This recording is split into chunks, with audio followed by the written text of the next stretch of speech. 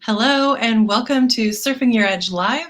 I am Kristine Goad, your Surfing Your Edge coach, and I am super excited to have someone with me today who I've never spoken with before on this show.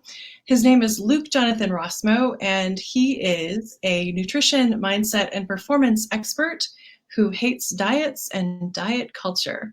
So, Luke, thank you so much for being with me today. You're welcome. I feel excited and privileged to be here having a conversation with you. Awesome. Let me give you a little bit more background on Luke.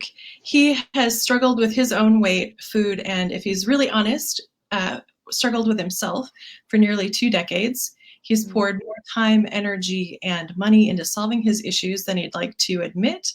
And despite the hardship, he didn't give up, which is great, which is why he's here. Now he mostly feels like he's on the other side of the struggle. When he started sharing his own journey, first with clients and then more generally, he began to realize just how many people had similar struggles. And this is how Deep Roots Nutrition and Lifestyle began. He wanted others to feel the sense of ease that comes with the end of struggle with weight, food, and self, which is an amazing goal. His mission is to help others navigate weight loss, health, and feeling great in a sustainable way that also undoes the insidious negative side effects of dieting and diet culture. He empowers individuals with the tools they need to put themselves first and nourish their bodies, minds, and souls. This results in feeling naturally joyful, vibrant, and connected. And he believes this is the precursor to sustainable weight loss and health. So, Luke, thank you so much. I am excited about all of those goals. And I think we've probably been on slightly similar paths for a very long time. Awesome. Many of us are on a path similar to that, and yeah, it's good to know that there's others Yeah. walking that path as well, and that you're not alone. Yeah. Yes, absolutely. I agree. And I'm so glad that you're willing and able to share your experiences with others so that they have you know, companionship along the journey. So Yeah. tell me a little bit about how you started your business. When did it start and what really brought it out? Yeah, I think there's um, probably a number of ways that we could go into to answering that. So, um, I think this business probably actually started. I had a canned answer, but I'm reflecting a little bit more deeply. I think this business really started a lot of years ago, and was born sort of through my own journey and struggle. And I've worked with people in one fashion or another, usually in gyms. Mm, And I went through a journey working with people in gyms, from more superficial things to like squatting more weight or gym stuff. And mhm, then I really start to recognize that that wasn't doing it for me anymore. And there's people live their lives outside of the gym. And I thought, if I can have a greater impact, then that would be more fulfilling ultimately for me. Um, so the business, Deep Roots, officially started a couple of years ago, but it was all of the culminating experience of my life, working with others and working through my own struggles, that brought me to a place where um, I decided and stepped into the unknown of starting an online business. that's Hmm. great. What was the scariest part of starting the online business? Well, that's a loaded question. Um, I was working in a gym. I had a beautiful thing going in a gym. I had a huge clientele. I had a lifestyle that I'd never had in my life to that point. We were comfortable. Mm, Things were going very well, and I remember, I think it was in December a couple of years ago, and I remember there was this hallway that kind of linked the back space of the gym to the front space of the gym. And I remember walking walking along, and I just had this feeling like I've peaked here, mm, and there's no more room to grow. And then being having this acknowledgement, and this inner acknowledgement, that there's a step that I have to take, recognizing that I kind of felt like I knew what that step was, and it was going out on my own and doing something for me, for others, and then being absolutely terrified of not knowing exactly what that was. Mhm. Um, being I have this people this cliche term, love hate. I had this hate relationship with social media, and I knew that I would have to embrace social media to some extent in order to have an online business. That Mhm. terrified me, and fear of failure. Mhm. Just it terrified me. Um, so lots of things terrified me about starting an online business. That Right. was scary. Did you continue doing your work with the gym as you built the business, or did you just do a hard cutoff? Um, there was there was a bit of a transition. Another thing that was factored into that transition was that my family and we were going to move. We're Ah. going to move out west. And one of the beautiful things about the gym and the way that it was structured was, um, I was employed as not only a coach there, but as the head coach. And so I was in charge of facilitating other coaches' development and growth, which I Mm. loved doing. Um, and there were aspects of that work that I could do remotely and Mm. online, and there was an agreement between everyone that there would be a transition period and a long one. And I had spoken with all of my clients, and we had a transition plan in place. And then COVID hit, and the plan changed very quickly and unbeknownst to me until it was announced to me. And so while we had this long plan for a gradual transition, and it ended up being incredibly abrupt, and it was very Mm. much a sink or swim, do or die situation. Wow. Yeah, it was scary. Wow. Wow. So you started the new business pretty much in conjunction with COVID and going into lockdown and we I had it's the timing was crazy. We didn't know COVID was going to be a thing, and I had started the business preemptively with the intention to set up something whereby we could move across the country, Mhm. and I wouldn't have to get a serving job or something. Right. So I started right before COVID and had no idea what I was doing in terms of how to run a business or market myself or anything like that. So yeah, it was something I say is I've grown more in these last 2 years by stepping into those multiple unknowns. So just a little more context here. We had a baby 2 years ago, which is right when I started the business, which Wow. is right when I transitioned away from the gym, which is right when COVID happened, which is right when we went ahead and actually did move across the country. Uh, so there was a lot of change and a lot of unknown, and I just had to embrace and flow with it. And here we are 2 years later, and things are going okay. Things are good. That's fantastic. That's Yeah. fantastic. And I just feel like I don't know how you feel about this, but in my Facebook group right now, I'm running a party that I'm calling your love life party, where we're talking about the different beliefs you can hold that will help you love your life. Mhm. And one of them is that everything happens for me. And it sounds to me like it was just the universe was just crafting this amazing, you know, sequence of events that would just get you where you needed to be faster than you wanted to necessarily be there. But it was all working in your favor, even though some of the things might have felt uncomfortable and unwelcome at the time. Yeah.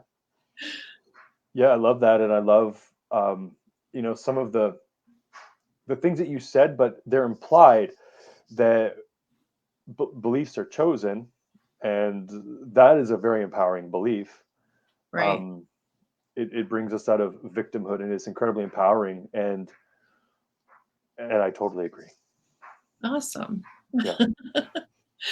All right. So, um, having gone through your own food and weight struggles, you know that your clients are dealing with a whole lot more than just what do I put on my plate and how many times do I move my body. That there's a lot of emotional issues and chemical issues and, lots of things go into why a person's weight is what it is or why a person's health is what it is. So when you're working with clients, how much of your time do you think you're working on mental and emotional aspects versus diet and exercise aspects? That's brilliant. And when I'm speaking with people, seeing if it might be a good fit to work together, um, I say the most important thing is the mindset aspect. So working on the mental emotional side, thinking as well. And so if I was to break it up into a percentage, I would say if you look at only the food aspect, your chances of succeeding and reaching your goal are virtually zero. And so, I was thinking, well, maybe 80% mindset, but it's probably more like 99%. Um, and generally, just try this on for yourself. And if there's anybody, if people are watching, just try this on. In my experience, most people know kind of more or less what they, I hate this word, but we have to use language, what they should eat. Um, and then it's a matter of, well, having trouble consistently doing that. And so one of the things that I like to say is that food is incredibly simple. However, our relationship with food and our relationship with ourselves, and then if we really break it down further, our relationship with other people, our relationship to our work, our relationship to all of these things, they're incredibly complex. And so if we don't consider that and all of the nuance and all of the interplay, um, and we get to know ourselves and how we relate to all those things, well, there's a reason. Well, there's multiple reasons actually that dieting doesn't work. Right. And so it's 100% mindset. I mean, don't get me wrong. I'm not saying that food and exercise aren't integral, but it's it's the way that we relate to those things, and we're the way we relate to ourselves. So does that help? Absolutely, absolutely. And I feel like that's the piece that so much of the diet culture is missing. The other diet coaches out there, they're talking about, carb cycling and, you know, counting your macros and doing, you know, uh, whatever they're talking about. And they're all important. And they're all things that we all, like you said, either know or need to know or are figuring out for ourselves. But the piece about why do I eat what I eat when I eat it, and how do I feel about myself when I start, when I start losing weight. There, some people that's a scary thing.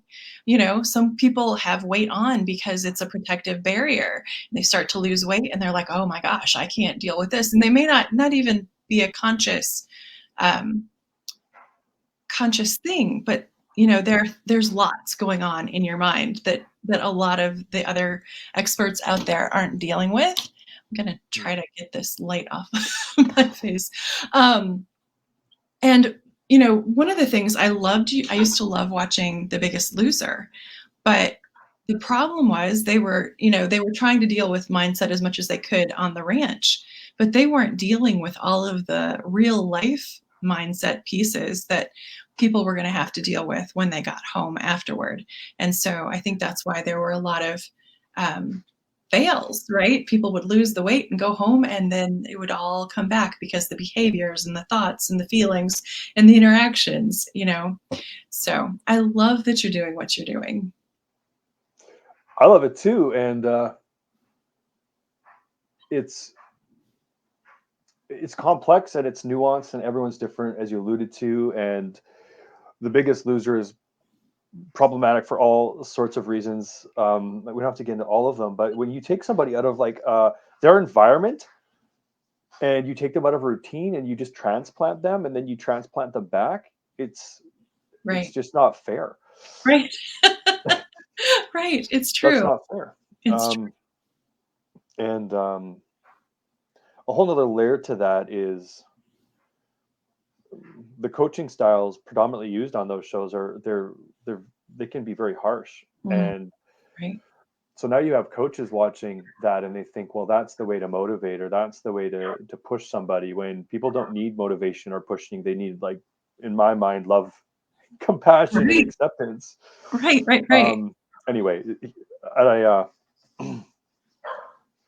further with those shows, it's temporary. Like, you get taken, you're transplanted out of your environment, your routines, and it's like the most extreme diet ever. And what is a diet? It's temporary, and it's oftentimes it's drastic, and oftentimes it's restrictive. And anytime things are drastic or restriction, or there's an endpoint, there's an established endpoint, which there's an established endpoint, there's an end to that show, you are setting people up for failure. And that all of those things are part of diet culture, not discussed and not understood. And that that whole weight loss model, diets, they there are inherent structures and beliefs that we take on that ultimately set us up to fail. It's the worst system.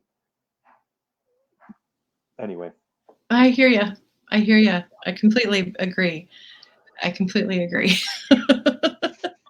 So, one of your recent Facebook posts was about you purposefully eating more so that you could gain the muscle that you want to be able to do the kinds of lifting in the gym that you want to do, Yeah. and how emotionally challenging that has been for you to allow yourself to lose the weight that I know in the past you would have been working really hard to get off. And you were brave enough to share that with anyone who's on Facebook and wants to notice. And I'm just wondering, what I love about that first is that you're willing to lead from a place of vulnerability and sharing with other people that, hey, you don't just deal with these emotional aspects one time and they're good. You're good to go. They keep, they're lifelong partners that you have to deal with.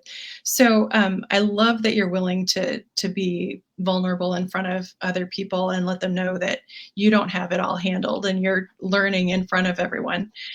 So I'm wondering, this might not be a fair question, but I'm wondering what emotional and mental skills you try to teach your clients to help them navigate these things long term. Because as you said, you're not teaching them a short-term diet or a short-term weight loss plan. You want them to have skills for life. So what do you focus on? It's a big question, and I'll do my best to answer hopefully all of it, but at least parts of it. Um, yeah. So first of all, ideally, we give people a set of tools for self-reflection to recognize what's going on internally. And we also, the thing that we lead with, the first, I call it a mindset skill, but and I guess that's fair, but is to start to get to know the way that we talk about ourselves in terms of how hard we can be on ourselves. I Mm, refer to it as a bully in the brain, but self-judgment is really what we're talking about. Um, and the seeds of self-judgment are, you should, those should statements. I said earlier, I don't like using should, because it implies that you should be different. And what is the implication there? That you're not okay as you are. mhm, And that is at the heart of diet culture. That's a belief that we're taught. Everything stems from you should be different. mhm. Um, and so understanding that, well, we have to meet ourselves with compassion and kindness first and foremost. So that's a skill.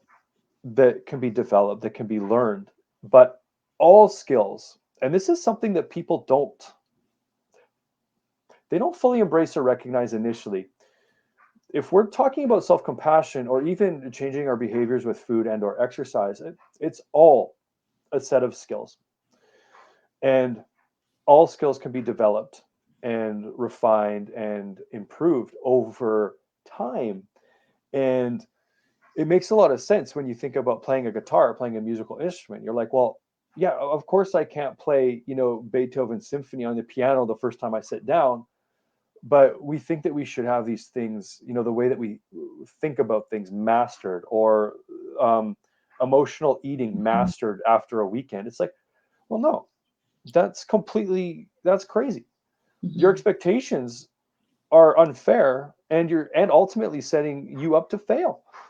Um, so just starting to understand like some of those things, like for me, they're base level things to create a foundation of support, and what will allow for long-term success. But they're things that people aren't talking about. So the first thing is just be kind to yourself, and that's easier said than done. Yeah. So that's okay too. Um, Recognize that while it is an evolving journey, getting to know yourself and how you relate to food and relate to self and relate to others. um, it's an evolving journey. It Where you are today is not where you'll be in 3 months or 6 months.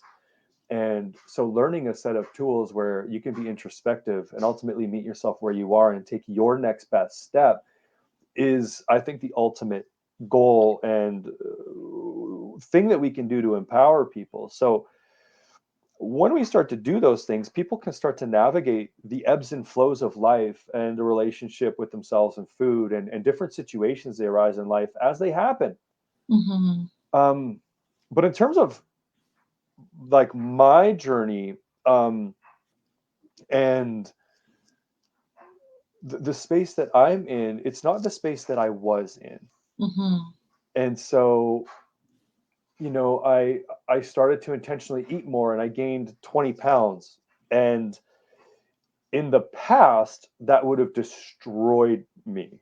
I Mhm. would have been depressed, and it would have been awful. And so gaining this weight, the first thing was this realization that I've spent like my whole life eating, behaving, and thinking in a way that's weight loss orientated. And I didn't even realize that until like 4 months ago when I went on this little journey. Wow. Um, so understanding too that there's no finish line, Mhm. that you're going to constantly, hopefully, be, I almost said challenge, but it's not a challenge, that you'll get to learn more about yourself through what's going on internally and externally, and that's what that's a that's inherent in life, and it's beautiful. And if you embrace that and realize, well, for me, putting on weight wasn't a bad thing. It's like the way I went about it. It wasn't a bad thing. Like that represents a tremendous amount of growth for me, Mhm. and also to realize that I felt more uncomfortable the more weight I put on. And you know what? Again, I would have been devastated, but just to hold this space of love and acceptance for myself as I went through that, and I just noticed it, and I was able to give it a voice, and it didn't bring me down. That's huge. Yeah.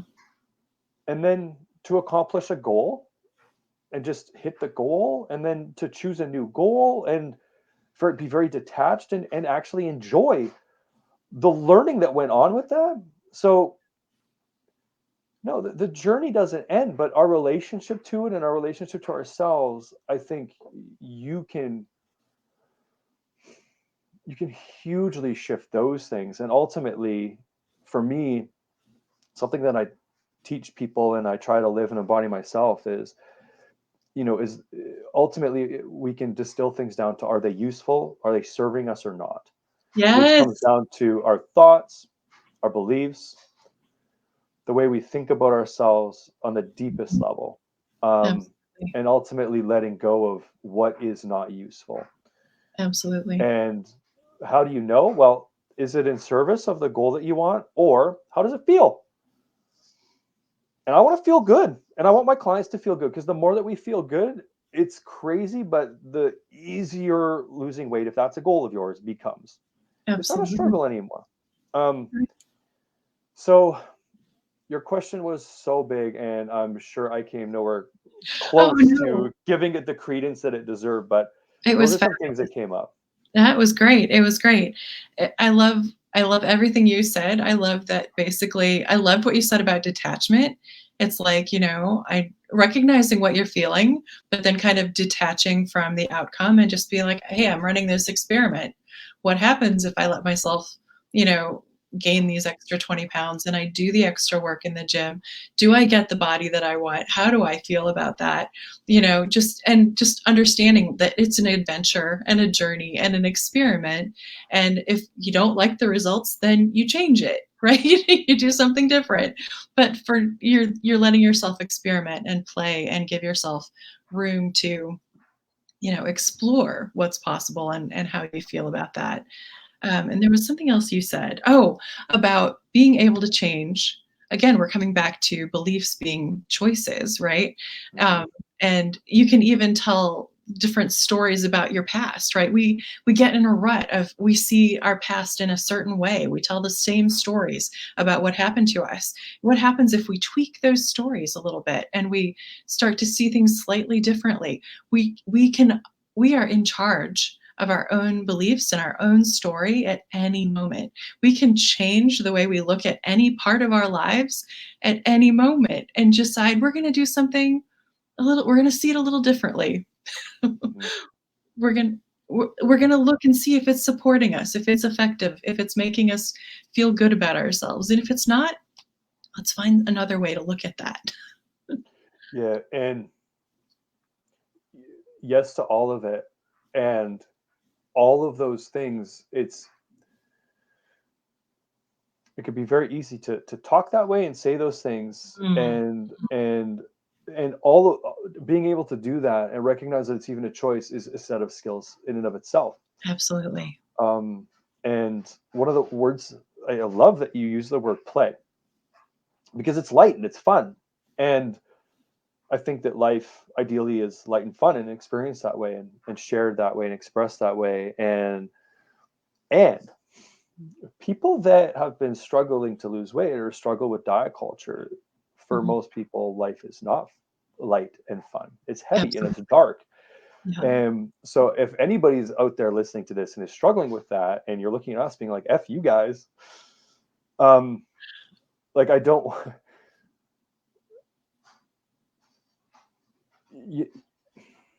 it's one thing to say all this, and it's another thing to to be met where you're at. Mhm. And I know what it's like to be on the struggle bus and be in the pits of despair, and to see two people laughing and joking about, oh, you just change your beliefs. It can be kind of like, well, like screw you. Like, it's really. Um, and so, if someone is in that pit and they feel like they've tried everything, and life feels dark right now, it's okay to be there too. And one of the things that can happen is we fall into this comparison game where it's great Mhm. for you, again, is I always distill things down to, well, is it useful or not? And in that case, it wouldn't be useful because it would feel bad. Mhm. Um, so I love the conversation, but I also don't want people, if they're watching, to not be able to relate, because Absolutely. yeah, I struggled for like 25 years. It was like my world was dark and lonely, and really miserable, and I struggled with self-doubt, and low self-worth and esteem. And um, if I saw two people laughing about this, I would, it would turn me off. Mhm. Um, but I don't know. I feel like there's a point that I want to drive home. Um, it sucks to be there, and if you're Mhm. there, it's no fun. And Um, it does, just because it's that way now doesn't mean it has to be in the future. Right. And that's the takeaway I'd like people to have, is that you may not be there. You may not, if things are dark for you now, there is hope Yeah. for you to get through it. And that's the thing that I'm hoping people will get. And as you said, people have to be met where they are. And if you're not there, then you're not there. And most of the people we talk to are not, in a place where they realize the power they can have in their own thoughts and beliefs and experiences. So I don't mean to make light of it. I do want to share the idea that it's possible to Yeah. shift things dramatically, and it may not take as long as you expect it to take. Yeah. And then I think for me, like, I didn't have a lot of guidance with a lot of the stuff that I was going through. I did some therapy things, I did some mindset things. I have an amazing, crazy, supportive, brilliant wife who's amazing. And but I do think, like, if there's kind of like a curriculum, Mm, um, which I guess that's a really easy way to describe part of what I do, is a curriculum to get from that deep pit of despair to, like, things are actually pretty good here. Um, it's just like, I want to come back to this idea, like, it's a set of skills, and if you can tie your shoelaces, we know you can learn a skill. If you've ridden a bike before, you drive a car, you can learn skills, and so the whole world is open to you if you're willing to learn. So I think that's incredibly empowering. yeah, I love that. And I think you'd be an amazing teacher for anyone who Mm, is in need of that skill set. So that's one of the reasons I'm so excited to have you on here today. mm, One of the other reasons I wanted to have you on, the actual instant that I realized that I wanted to have you on the show, um, was that I saw a post from you that said that your wife had called you out. did. And the way you've done a lot of your own work around weight and food, and you have a lot of empathy that you can share with your clients that are going through the same thing. But your wife said to you, what work have you done to recognize how patriarchy and diet culture intersect for women? And that kind of took you aback. So do you want to talk about how you felt when she asked that? No, not at all. No, of course I do. Um, how did? Yeah. Okay. So it did a lot, um, for me, and initially, so one of the things is a little bit of context and background. Like, I really pride myself on my ability to connect with others, and um, and like, the person that I'm showing up as today, like, I wasn't this person. I wasn't. I went through my own struggle. Like, really, we haven't talked a lot about that, but like, I struggled with binge eating, and I really struggled with food, and I really struggled with myself, and I recognized that those struggles really allowed me to connect with other people and their struggles, because I really lived it, and I thought, I that puts me in a position where I can really connect with others on these things. And I was like, that's good enough. I'm good. Hmm. I got I can help you, and I can meet you where you are. Um and so, in a way, she wasn't doing this, but the way that I interpreted her comment was, you're deficient. And so that's not what she said. She asked me a question, and I interpreted the question a certain way, and I got defensive because it challenged my belief that I'm awesome, Hmm. that I can help you, and I understand you, and I'm a great coach, and a great person. And so I got a little bit defensive, and I kind of like huffed and puffed, and um, voiced my defensiveness, and then recognized that I was being defensive, and then was curious, why are you so defensive? And it's because I hadn't done any of the work that she'd asked. Mm. I'd never even considered it, and that was eye-opening and humbling, and in a way I was deficient. I could be doing more. And so all sorts of things came from that. This realization that, just like this journey with losing weight and finding ourselves, and you know being in a great place as a human being and as a coach, there's no finish line. There's no done. There's no I'm good. There's um, there's an evolving learning process, and it never ends.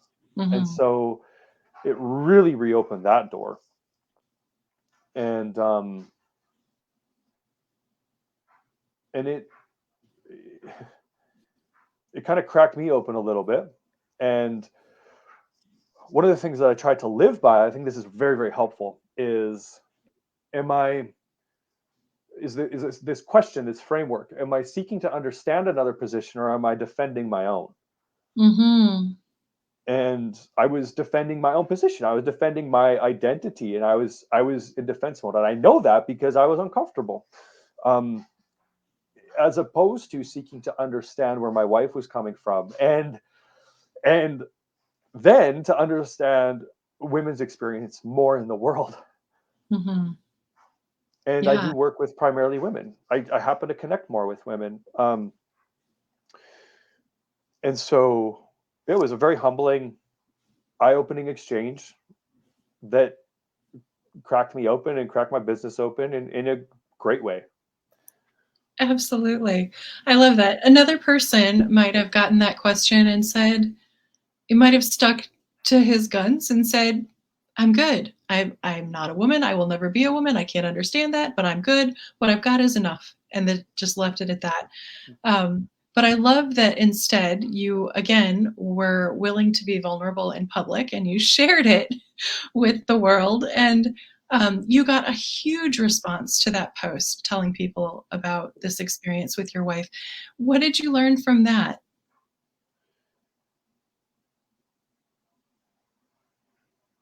I learned that I don't understand. And I can make every effort to understand, but I'm not a woman. I'm a heterosexual white male, and there's a lot of things that I won't understand. Like I'd never considered this, but when my wife's sharing with me that she's walking down the street and she feels fear if maybe there's a group of men approaching from her, I don't experience that. Mhm. So my job becomes listening to the experience of women and reading and educating, um, but to take it a step further and really try as best I can to put myself in those shoes. Mhm. And I was thinking about this a little bit, and it's like, if you've walked on the moon, you know what that experience is like. You can talk about the experience, and I can try to put myself in those moon boots, Mhm. but I don't really get it. Absolutely. Um, and so understanding that it's not a black or white answer. There's a striving to do better and to listen and to be open to that. Um, but another beautiful thing that came out of that whole experience was just to just to come back to really striving to seek to listen to others and honor their experience and hold space for them, Mhm. and realizing that I'd gotten away from that a little bit, Mm. and I've really been doing that as a conscious practice. Notice that I use the word practice a lot. I'm practicing this skill, Mhm. um, and I know that it's been good for people because of it's. I'm getting different responses, Mhm. so that's what comes to mind. Fantastic. I love that. And I love that you're Uh, when we think about our identity, obviously there are certain things we're never going to understand about other people because our identity has limitations, even if we want to be as open-minded and as big-hearted as possible. There are still things that we're never fully going to be able to experience because of the bodies we're in, because of the identities we have. So I appreciate that you found the gifts in this and that you're using it, as you said, to crack your business open. And I'd love it if you could tell me a little bit. I checked out. I'm going to put this up here on the screen. I Mm-hmm. checked out your group, Deep Roots Nutrition and Lifestyle, Mm-hmm. and I feel like I didn't know about this group before this conversation with your wife. So I don't know if this has evolved or not, but I feel like um, some of your ideas about what your business is have changed as a result of this conversation that you're having. Yes, and like in some ways, yes, and in some ways, no. Okay. So everything that I've done in my business, the way that I work with people, the way that I structure things, the way that think of it as a curriculum. Everything in the curriculum is designed from a standpoint, um, and it's twofold or maybe more fold. Let me think it through here, talk it through. Um, people, a lot of people try over and over again to lose weight, and they turn to the only thing that they know to turn to because it's what our culture is filled with, and that is dieting and diets and Mhm. diet culture. And it never works. It doesn't. It works for maybe 5% of the people that, and they just find something that actually is sustainable for them. Mhm. Um, so the goal becomes, for me anyway, sustainable weight loss, because you most people do lose weight on diets. They lose a tremendous amount of weight or a little bit of weight, but ultimately they gain it back. It's just a matter of time. Mhm. And so that's one problem that we're solving: sustainable weight loss. So there needs to be a completely different way to approach behavior change and habit change and skill development. So even the conversation around skill development, that that's a conversation that we're leading here. That's not part of diet culture. Um, then there's a whole nother thing, and that is,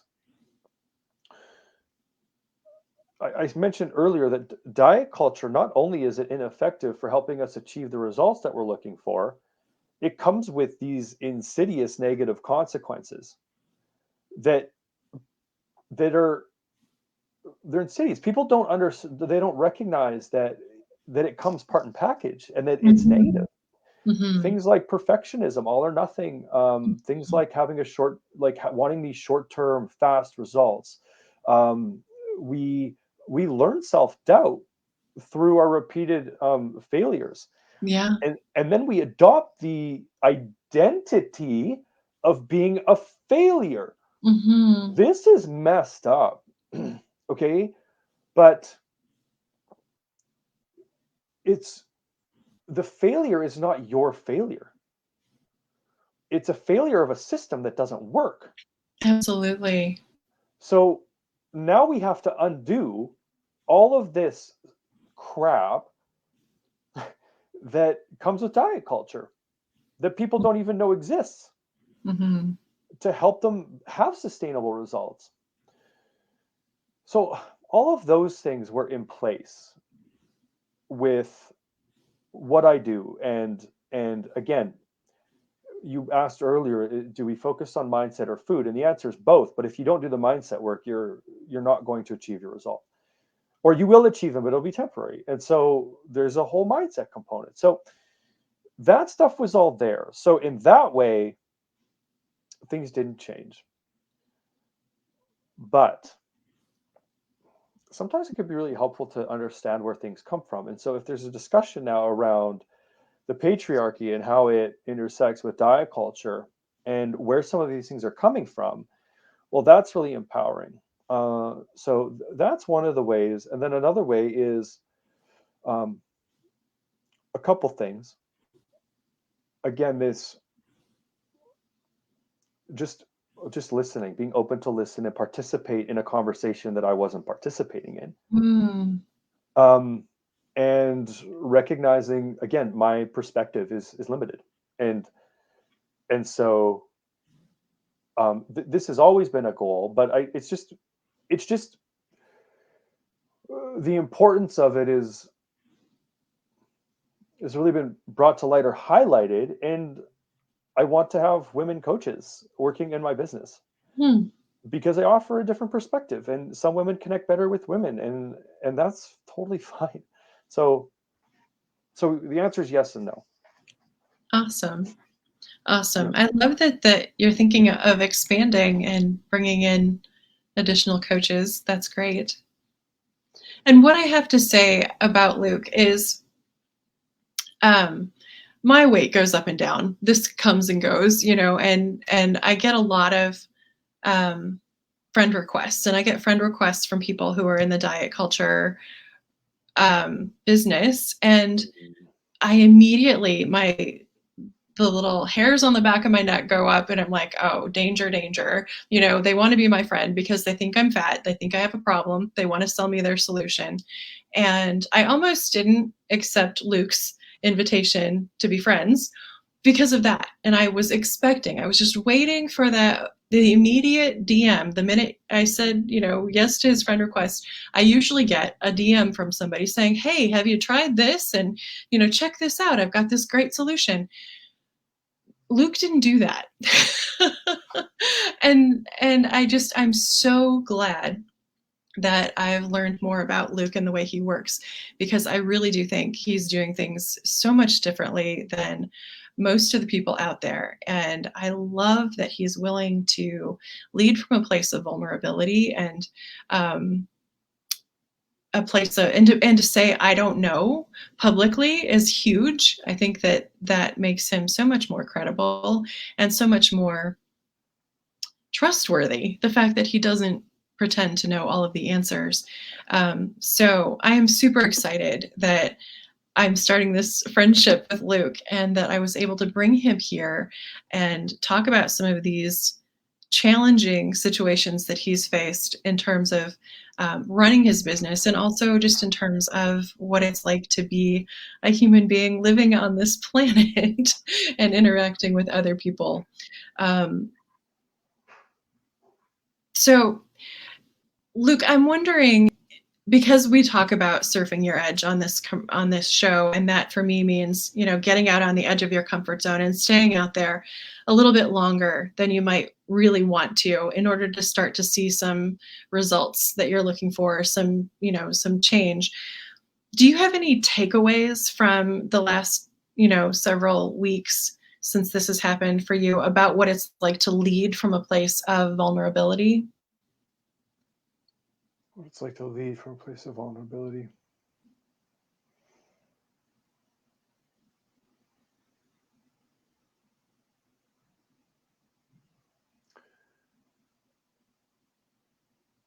Well, the only thing that's coming up is if anybody says they know, you no, like no, you can't say that. You you might have some ideas. They might be good ideas. They also might be terrible ideas. Um,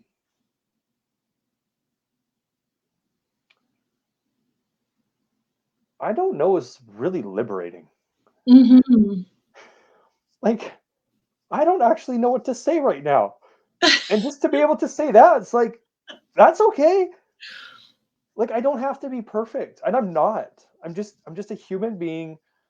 Um, I am doing my best, and I do strive to that. And I love the idea of surfing your edge and um, being uncomfortable, but I want to do that because I know that that is where growth is. That's where my Absolutely. development, and that is where me stretching is. And that is where I don't know is. I don't know at my edge, Right. but I'm willing to surf it Right. because that's life and that's exciting and it's ultimately liberating Hmm. to be able to say, I don't know, I don't have it all figured out. But I'll talk with you. And and here's another thing. This is a coaching sort of philosophy that I have is, and a lot of people come to me and they're like, just tell me what to do. Mm. Just tell me what to do. And I'm like, I won't do that for you because I don't know what you should do. You're living your life. You're living, in your home with your relationships and your culture, how presumptuous would I be to tell you what to do? So what I can do is ask you some questions or encourage yourself to ask yourself some questions so that you can learn what to do for yourself.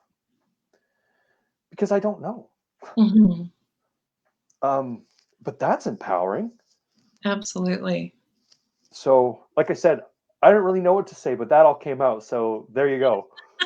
Basically, it's all baked in with you. You know, that's where you live. It's what you do and the philosophy that you believe in that, you want to grow, and that's what it takes is being vulnerable, being human, saying I don't know in public.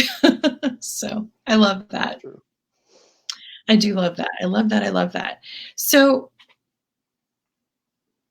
and oh, one more thing I just want to point out about what you just said, um, is that part of the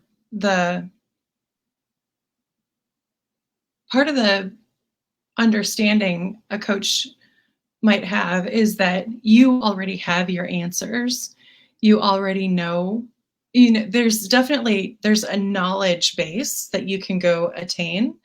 But when it comes to figuring out what's right for you, you're the one who knows. You're the expert in that. And a good coach like Luke can help you pull those answers out and do the little experiments that are going to help you decide, is this really the way to go? Well, it doesn't look like it. Maybe we should try this. So, when you're looking for a coach, I would suggest that, as Luke says, you're not going and looking for a set of, step-by-step solutions, but someone who's going to hold your hand and ask you the right questions and help you stay the course as you try the different possibilities and decide what works for you and what makes you feel good and what is sustainable. So I love that Luke doesn't, he talks about having a curriculum, but he's teaching a set of skills rather than a set of, you do this and then this and then this. So anyway, I sorry, I'm losing my voice. Right. I'm just excited about the fact that Luke is teaching about this subject from a different, healthier, more supportive, more loving place than a lot of the other coaches I've come into contact with. So thank you for that, Luke. You're welcome. Which is why I wanted to have him on, and I also wanted him to be able to share his group with you. It's called Deep Roots Nutrition and Lifestyle, and you can find that here. Is there anything else you'd like to say about that group, and what you do in there and who it's for? Yeah, sure. It's for anybody who is, it's for a lot of different types of people, but usually people in that group have tried one thing or 1,000 things to lose weight, and I've also not accomplished the goals that they were hoping to accomplish, trying that one or 1,000 things. Um, People that are struggling with weight or health or their energy or their confidence. And all of those things. And people that they might not know it at the time, or they might know it. They're done with diet culture. Mm. Um, and that's who the group's for. And it's mindset first. So every week I go live and usually talk about a mindset related thing. Um, Usually that's Monday in about 5 minutes. Okay. Um, but we're super flexible as well. And then it's a community to share and learn. And there's a free challenge in there. And when people think weight loss challenge or health challenge or fitness challenge, there's a certain set of ideas or connotations that come with a notion of a challenge in that realm. So there is a challenge in the group, and it's completely free, and there's just a ton of free resources. But this challenge is not what you're expecting. The first thing that I teach is that we learn about practicing is self-compassion. Mm, It's nothing to do with food. Um, it's mindset first, and I really lead from that way. So yeah, it's open to anybody that wants to jump in. I love it. That's fantastic. Before I let you go, is there anything that you feel you'd like to add to this conversation to make it feel more whole for you, or anything that I should have asked you and I forgot? No, I think it's been a beautiful conversation, or at least I feel like it's been that way. And like nothing comes to mind.